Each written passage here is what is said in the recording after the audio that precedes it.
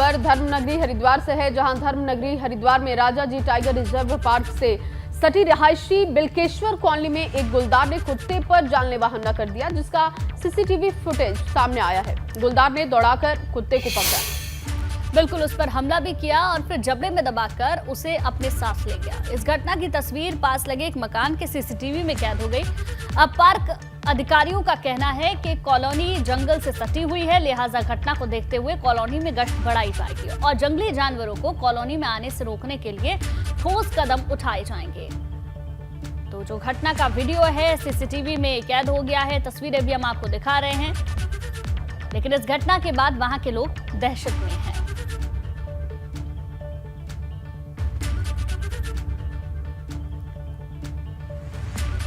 तो किस तरीके से गुलदार ने हमला किया है, ये तस्वीरें आप देख सकते हैं, सीसीटीवी में कैद हुई हैं तस्वीरें।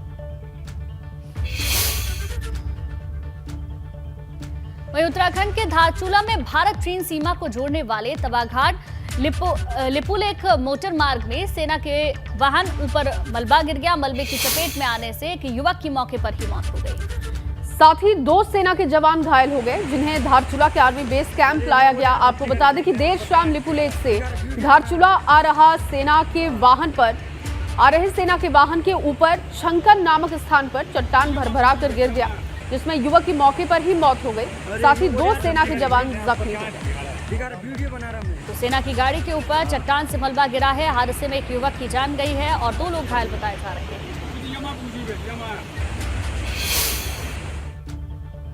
और अब बात करते हैं अगली बड़ी खबर की। तो आज दरअसल धामी कैबिनेट की बैठक होने जा रही है। देहरादून में सीएम धामी की अध्यक्षता में होने वाली ये बैठक काफी अहम मानी जा रही है। आपको बता दें कि उत्तराखंड सचिवालय में करीब 1.5 महीने के बाद मुख्यमंत्री पुष्कर सिंह धामी मंत्रिमंडल की आज बैठक होगी और शाम 5 बजे इस बैठक की शुरुआत होने वाली है। बैठक में कई महत्वपूर्ण फैसले होंगे। बैठक में स्वास्थ्य, शहरी विकास, पर्यटन, उद्योग, राजस्व, खाद्य समेत कई विभागों से संबंधित विषयों पर चर्चा होगी और इससे जुड़े जो प्रस्ताव हैं वो भी पास हो सकते हैं। बिल्कुल, मंत्रिमंडल की बैठक में राज्य में नई शिक्षा नीति, मुख्यमंत्री किसान सम्मान निधि योजना और कई विभागों की नियमावली में संशोधन के प्रस्ताव पर भी चर्चा हो सकती है। तो कई महत्वपूर्ण प्रस्ताव जिन पर आज इस बैठक के बाद मोहर लग सकती है। सचिवालय में शाम 5 बजे से बैठक शुरू होगी। स्वास्थ्य से जुड़े, शहरी विकास से जुड़े कई सारे मुद्दे जिन पर चर्चा संभव। और इसी खबर पर ज्यादा जानकारी के साथ रवि कैंतुरा मेरे सहयोगी जुड़ चुके हैं देहरादून से। रवि, आज कैबिनेट की अहम मीटिंग होने वाली है, कौन कौन से अहम प्रस्ताव हैं या किन विभागों से जुड़े प्रस्ताव हैं जो आज कैबिनेट के पटल पर रखे जाएंगे और वहां से मुहर लग सकती है?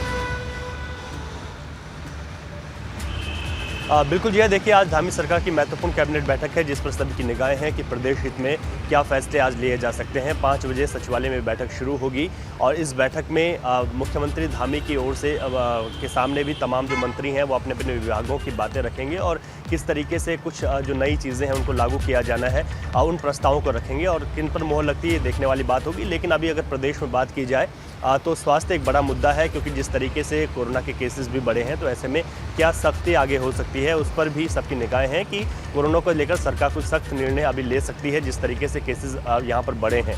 इसके अलावा अगर बात की जाए तो कुछ समय पहले नई चारा नीति लाने को लेकर भी पशुपालन मंत्री सौरभ बहुगुणा ने एक प्रेस कॉन्फ्रेंस की थी, जिसमें नई चारा नीति को लेकर एक ड्राफ्ट तैयार किया गया है। तो आज ये माना जा रहा है कि इस आज की कैबिनेट में इस नई चारा नीति पर मोहर लग सकती है और क्योंकि इसमें किसानों के भी तमाम सुझाव लिए गए हैं, जिससे किसानों को सीधे तौर पर फायदा होगा और ये नई चारा नीति होगी जो प्रदेश में पहली बार लागू होगी, तो इस पर आज मोहर लग सकती है। इसके अलावा अगर बात करें तो अभी चारधाम यात्रा है, कांवड़ चल रही है, उनको लेकर भी कुछ अहम प्रस्ताव हैं जो कि सरकार आज अपनी कैबिनेट में ला सकती है।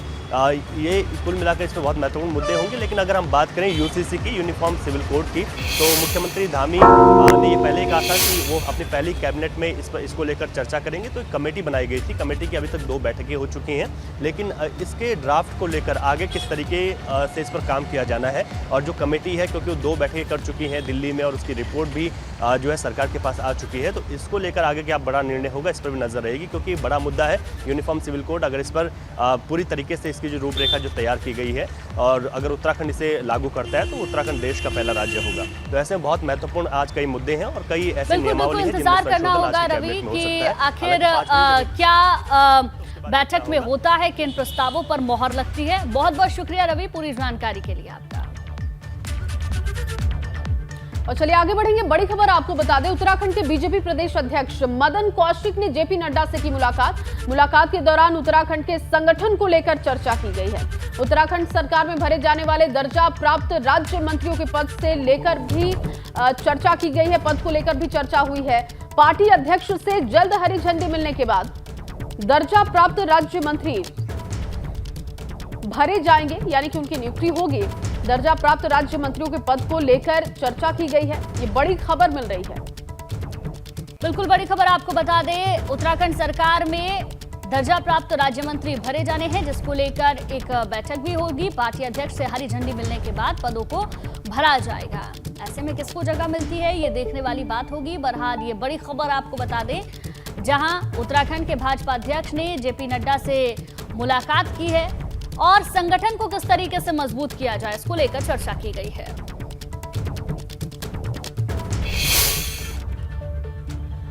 और वहीं केदारनाथ धाम में एक बार फिर से श्रद्धालुओं की काफी भीड़ दिखाई दे रही है। भोलेनाथ के भक्त बारिश के मौसम में केदारनाथ धाम पहुंच रहे हैं। बारिश के मौसम में भी केदारनाथ धाम में हर दिन 10 से 12 हजार तीर्थ यात्री बाबा के दर्शन के लिए पहुंच रहे हैं। ये रिपोर्ट देखिए।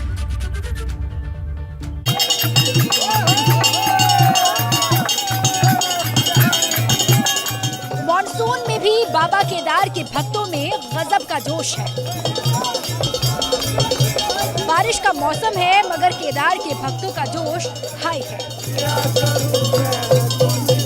मॉनसून सीजन के बावजूद केदार धाम आने वाले तीर्थ यात्रियों की संख्या में इजाफा हो रहा है। अब हर दिन 10 से 12 हजार भक्त बाबा केदार के दर्शन के लिए पहुंच रहे हैं, जिससे तीर्थ पुरोहित बेहद खुश हैं।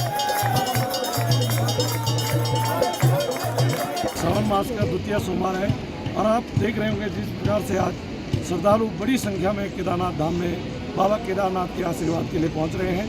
निश्चित रूप से श्रावण मास के इस बारिश में भी लगातार यहाँ के स्थानीय हो, चाहे कांवड़ यात्री हो और अन्य यात्री हैं, लगातार केदारनाथ धाम में पहुँच रहे हैं और बाबा केदार के आशीर्वाद प्राप्त कर रहे हैं। हम बाबा केदार से सभी शिव भक्तों की मनोकामनाएं पूर्ण होने की कामना करते हैं। केदारनाथ धाम के कपाट खुलने के बाद से अब तक करीब 9.5 लाख तीर्थ यात्री दर्शन कर चुके हैं। सावन के दूसरे सोमवार पर भी 12,000 यात्री बाबा केदार के दर पर पहुंचे। बारिश की वजह से केदारनाथ धाम में ठंड है मगर श्रद्धालुओं में फिर भी आस्था का सैलाब है। बारिश के मौसम में अक्सर केदार धाम की यात्रा पर श्रद्धालुओं की संख्या घट जाती है, मगर इस बार तो बारिश में भी यात्रा सुचारू रूप से चल रही है। एबीपी गंगा के लिए केदार धाम से रोहित डिमरी की रिपोर्ट।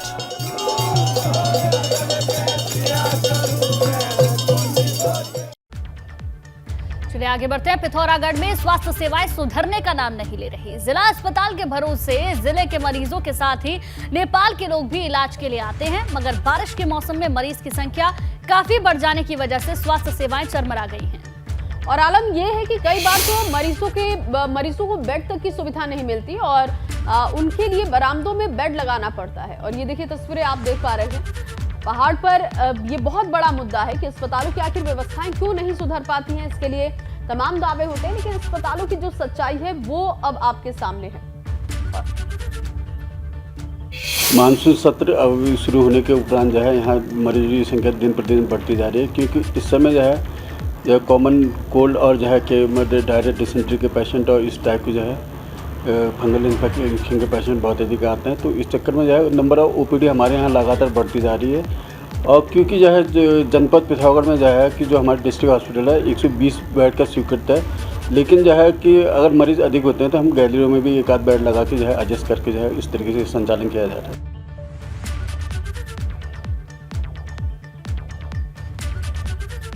वहीं रुड़की के सरकारी अस्पताल में टोकन सिस्टम को लागू कर दिया गया। गर्भवती महिलाओं को ओपीडी में अब अपनी बारी के लिए घंटों इंतजार नहीं करना पड़ेगा और इस दौरान कई बार महिलाओं में धक्का मुक्की तक हो जाती है।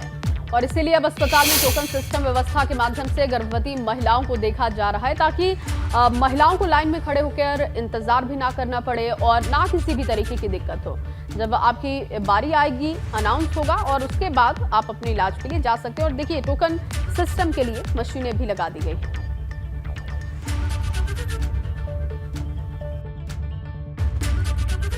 अभी काफ़ी देर तक अब तो टोकन मिल गया तो बैठ जाओ, अपने नंबर का इंतजार करो, फिर दिखाऊंगी डॉक्टर से, तभी सही है। बहुत फ़ायदा हुआ टोकन से, बहुत फ़ायदा। पहले लाइन में तो काफ़ी देर तक खड़ा रहना पड़ता था।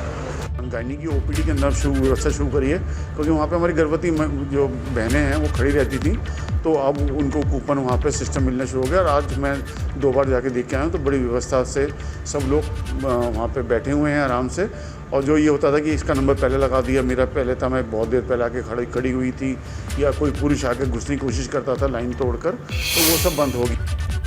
और चलिए खबरों में अब आगे बढ़ेंगे। उधम सिंह नगर में 7 सुअरों में अफ्रीकन स्वाइन फीवर की पुष्टि हुई है। अफ्रीकन स्वाइन फीवर के सबसे खतरनाक मामले सितारगंज के सामने आए हैं। काशीपुर, बन्नाखेड़ा, दिनेशपुर के एक सुअर में भी ये लक्षण मिला है। सुअरों के सैंपल लेकर भोपाल लैब में भेजे गए हैं। 7 सुअरों की रिपोर्ट पॉजिटिव आई है। और रिपोर्ट पॉजिटिव आने के बाद अब स्वास्थ्य महकमा एक्टिव हो चुका है। और चलिए खबरों में आगे बढ़ेंगे। बड़ी खबर वाराणसी से आपको दे। वाराणसी एयरपोर्ट पर इमरजेंसी लैंडिंग हुई है। स्पाइस जेट विमान की इमरजेंसी लैंडिंग हुई है। पटना से अमृतसर जा रहा था ये विमान और विमान में बीएसएफ के इंस्पेक्टर की तबीयत बिगड़ी थी। इंस्पेक्टर की तबीयत बिगड़ने के बाद विमान की इमरजेंसी लैंडिंग करानी पड़ी और इंस्पेक्टर को उतारने के बाद विमान ने दोबारा अमृतसर के लिए उड़ान भरी थी। और नीतीश पांडे मेरे सहयोगी जुड़ चुके हैं। नीतीश, इमरजेंसी लैंडिंग कराई गई, क्या वजह रही?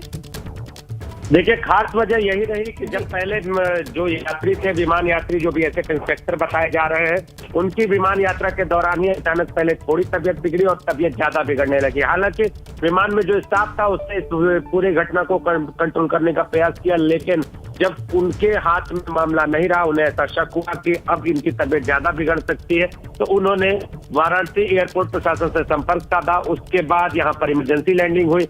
एयरपोर्ट प्रशासन ने तत्काल प्रभाव से एयरपोर्ट पर एम्बुलेंस उपलब्ध कराई और इसके बाद जो व्यक्ति हैं उनको अस्पताल में, निजी अस्पताल में भर्ती कराया गया है। पहले से बेहतर तबीयत बताई जा रही है।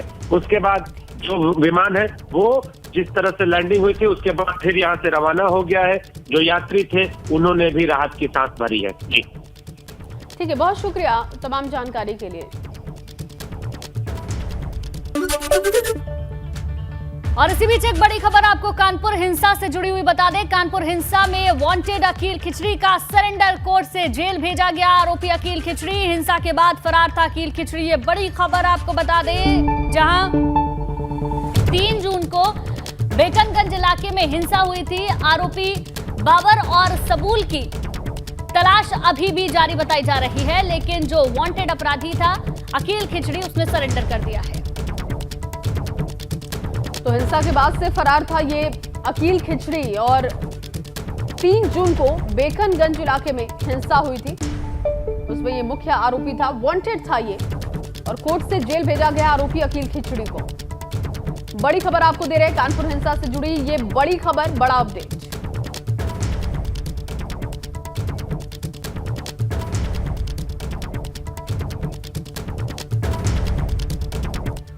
और चलिए इसी खबर के साथ गंगा सवेरा में फिलहाल के लिए बस इतना ही।